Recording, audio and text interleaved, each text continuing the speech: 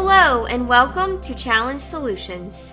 My name is Caitlyn, and in this video I'll be sharing 5 tips for how you can help the blind one at your holiday gathering. If you are a sighted friend or family member of a blind person, these tips are for you. I'm going to tell you how you can best interact with your blind friend or family member in order to make holiday gatherings go as smoothly as possible for everyone involved. Number 1, include the blind one in conversation. Blind people don't exactly have the luxury of being able to walk up to whoever they want and start a conversation with them. They may not be able to tell where the person they want to talk to is. They may not know who is around them if they don't know everyone at the gathering particularly well and haven't spent a lot of time talking to the people in their immediate vicinity. They can't easily make eye contact with people, so sighted people around them may not know that they are trying to engage them in conversation. Sometimes conversations can be difficult when you are the blind person in the middle of a large group of sightlings at a holiday gathering where everyone is probably distracted by presents and decorations and food and all kinds of other things. You can help make this less awkward and easier for the blind person in your family or friend group by just walking up and engaging them in conversation. If you're someone they know pretty well, there probably isn't a need to introduce yourself,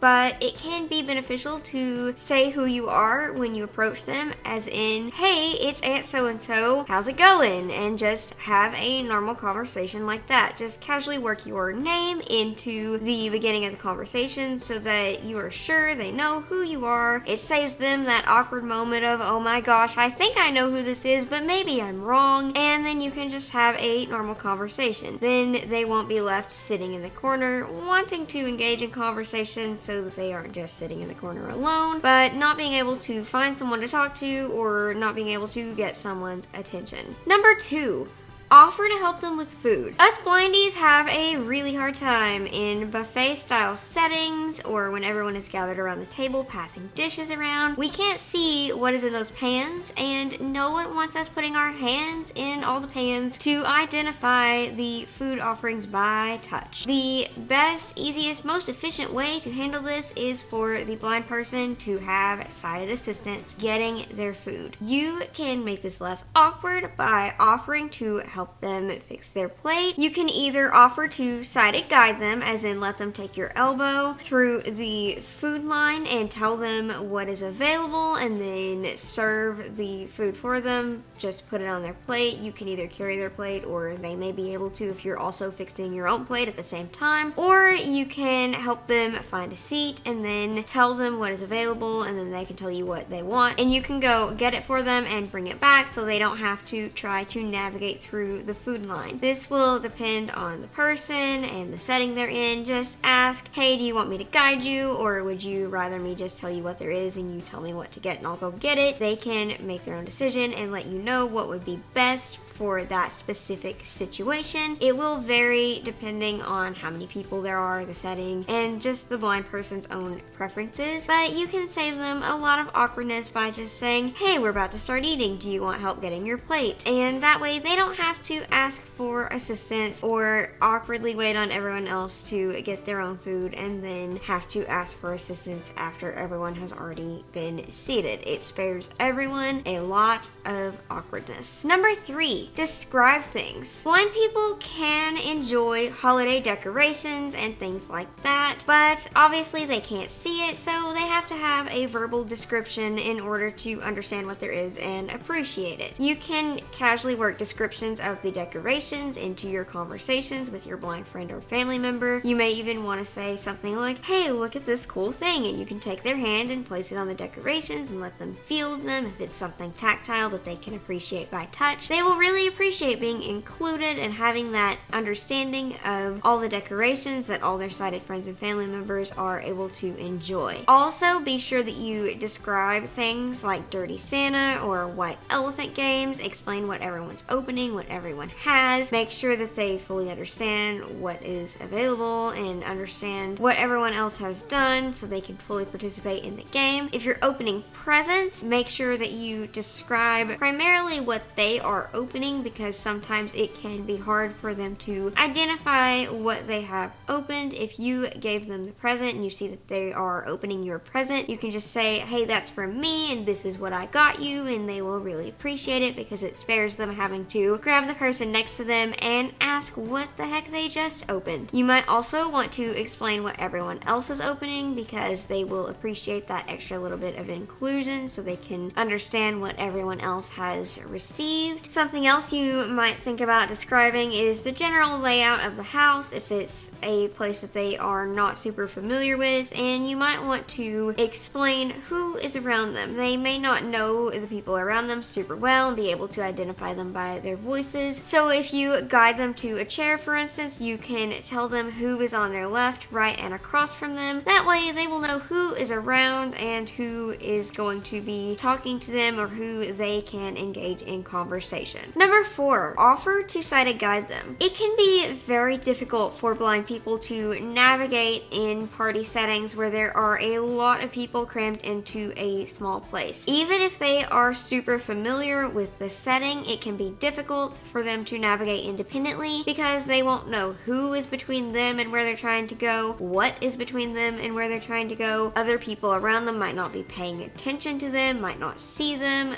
and they could walk into them. It can just be an orientation and mobility nightmare in holiday gathering settings. You can make this better by offering to sighted guide them. Most likely the blind person probably won't use a mobility aid in these settings like a white cane or a guide dog, so you can offer to guide them places. You may say something along the lines of, hey, can I help you get somewhere? And then if they do need to get somewhere, they can have the opportunity to say, yeah, actually I need to go to this place. And if they don't need to go somewhere, they can say, no thanks, I'm good where I'm at. You might also want to say something along the lines of, hey, I'm going to the kitchen, do you want to come with? Or I'm going outside, do you want to come with? And that way they have the opportunity to go with someone, have someone to talk to, and get away from wherever they are currently. They may be sick of sitting in the living room but not want to ask anybody for help getting out of the living room. So you offering to take them with you outside can be a super nice thing to do. Number 5.